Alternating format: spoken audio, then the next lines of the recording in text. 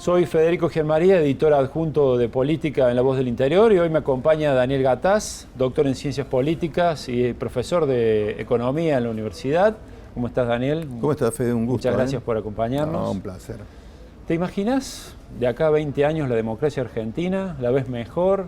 ¿La ves peor? ¿La ves con las mismas situaciones que se viven hoy, con los problemas que tenemos hoy?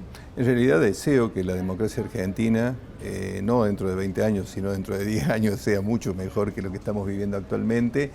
Y me parece que en esto tiene mucho que ver la gestión política, la responsabilidad que tengan los actores principales. Y tiene en esto una incidencia central la posibilidad de diseñar, de imaginar un país del futuro, ¿no? De un país de 50 años.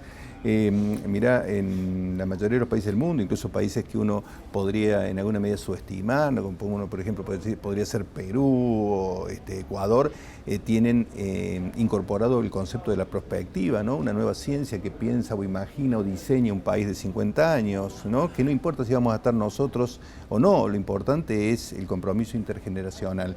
Así que me parece que vamos a tener una evolución importante.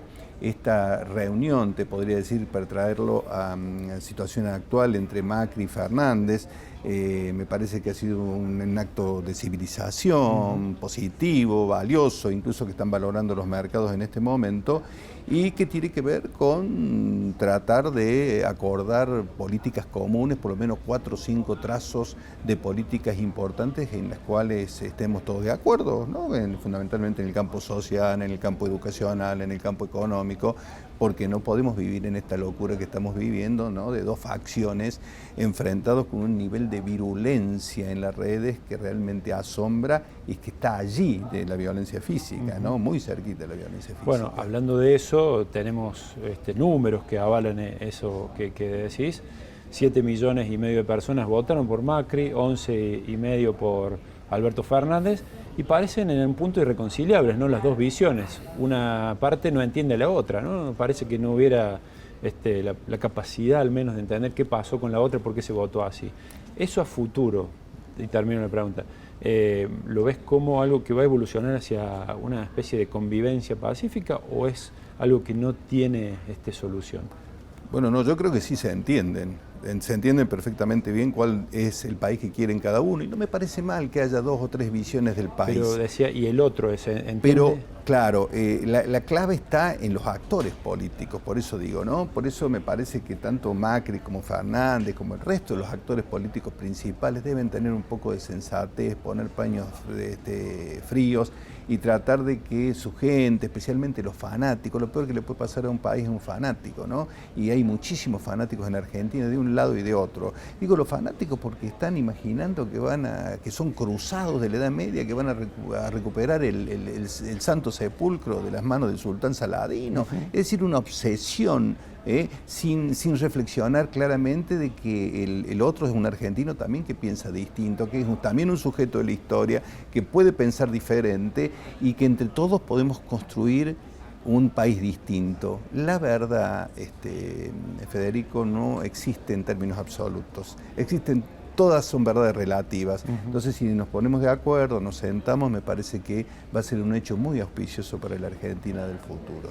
Has escrito mucho sobre los presidentes de Argentina, tenés un libro sobre algunas cuestiones que se conocen y otras no, pero la descripción que haces por ahí parece muy actual, ¿no? De los problemas que hemos vivido los argentinos, situaciones de enfrentamiento, situaciones de violencia, problemas económicos. ¿Qué podrías decir? ¿Que hemos aprendido los argentinos los errores y vamos mejorando o repetimos todo el tiempo lo mismo? Bueno, la verdad que los errores son recurrentes. Es decir, algunas cosas hemos ido aprendiendo, ¿no? Por ejemplo, la violencia que se vivió quizá en el 74, 75, con el tema de la guerrilla y con el tema de la represión militar con posterioridad al 76. Me parece que es una marca muy dura para la Argentina, ¿no? Algo de eso me parece que hemos aprendido. Pero hay hechos puntuales que son recurrentes y son realmente te asombran, ¿no? Porque vos, por ejemplo, lees los problemas actuales y podés reflejarlos en problemas que había hace 100 o 120 años. Mira, con respecto al tema de la deuda, Hay que recordar que Rivadavia fue el primero que tomó la deuda externa con la Baring Brothers para dragar en ese momento el Río de la Plata, que llegó creo que el 20% del monto total de lo que se había pedido prestado. No lo terminó de pagar, ¿sabes quién? Roque Sáenz Peña. En 1890, Miguel Juárez Celman, cuando es retirado prácticamente, expulsado del poder por los porteños, ¿no?, que no soportaban que el poder se hubiera trasladado a Córdoba, en una especie que te diría de golpe cívico, tenía una deuda sideral.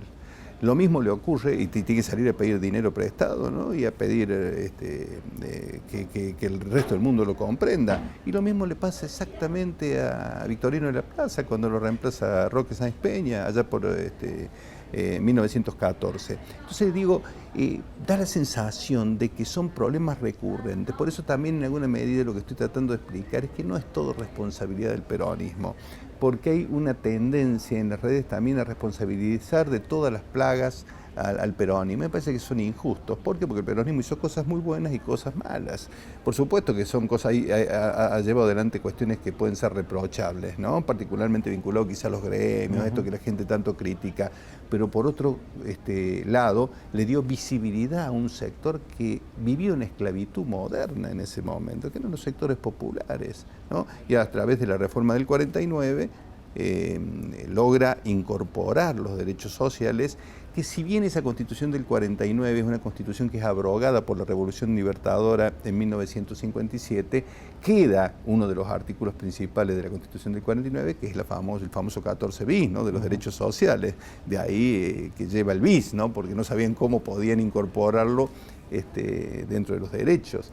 Así que me parece que hay que pensar en el futuro, pero uno para pensar en el futuro tiene que tener conciencia de lo que fue nuestra historia. Con respecto al peronismo y a los partidos políticos que han ido evolucionando, por ahí el radicalismo quedó un poco rezagado, después se ha asumido como alianza en algún momento en el 2001 con un proyecto que no funcionó, ahora con Cambiemos. El sistema de partidos en Argentina, ¿cómo va a evolucionar al futuro? ¿Crees que se va a dividir también esta grieta, se va a trasladar a los partidos políticos, a las fuerzas políticas? ¿Crees que se va a mantener esta tradición del peronismo, radicalismo y alguna otra tercera fuerza? Bueno, el peronismo sin duda va a sobrevivir a todo este tipo de cambios. De hecho, lo está demostrando actualmente, ¿no? Da la sensación que el peronismo unido es muy difícil ganarlo en la Argentina, ¿no? Se le ha ganado el peronismo cuando el peronismo ha estado proscripto, ¿no? Por ejemplo, el caso de la época de Ilia, claro, por dar una época, ¿no?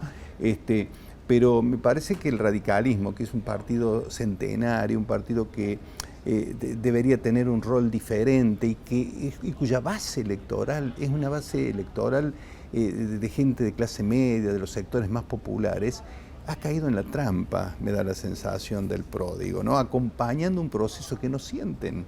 No estoy diciendo que el PRO haga bien o mal, estoy diciendo simplemente que no son las bases que siempre ha defendido la Unión Cívica Radical. Por eso la Unión Cívica Radical está en un estado de asamblea permanente, ¿no? A veces la desesperación por llegar al poder o ser parte del poder te lleva a este tipo de situaciones, ¿no? Y me parece que hoy por hoy muchísimos radicales están muy enojados y muy molestos por con aquellos radicales que están muy cerquita del poder, pero que son muy poquitos, ¿no?, y prácticamente no tienen ningún tipo de incidencia en las decisiones del Poder Ejecutivo. Bien, y la última, ¿crees que es necesario o posible una nueva modificación de la Constitución? Este año se cumplieron 25 de la última reforma y hay algunos sectores que plantearon un posible cambio. ¿Habría que hacerlo, en tu opinión? Mire, la Constitución es un instrumento de gobierno, un instrumento en la Argentina es pétreo porque requiere un proceso especial para su reforma, y me da la sensación que la Constitución debe ir ayornándose a los tiempos modernos. No me parece ningún sacrilegio modificar la Constitución. Lo que sí me parece muy grave y muy preocupante es que esa Constitución sea manoseada con un objetivo eminentemente político, como ocurrió en 1994, ¿no?, cuando entre dos personajes que lideraban los dos partidos principales, me estoy refiriendo a Raúl Alfonsín y a Carlos Menem, decidieron entrar en el toma y daca de la política. Menem se quedó con la reelección y Alfonsín con un senador más, porque en ese momento un senador más pasaban de 2 a 3 por provincia, y ese senador más supuestamente iba a ir para el radicalismo y le iba a permitir armar un bloque interesante, ¿no?, en la Cámara de Senadores. pero con el tiempo estas cosas van perdiendo el sentido, ¿no? Y la gente se va empezando a dar cuenta de los errores que hemos cometido en este campo.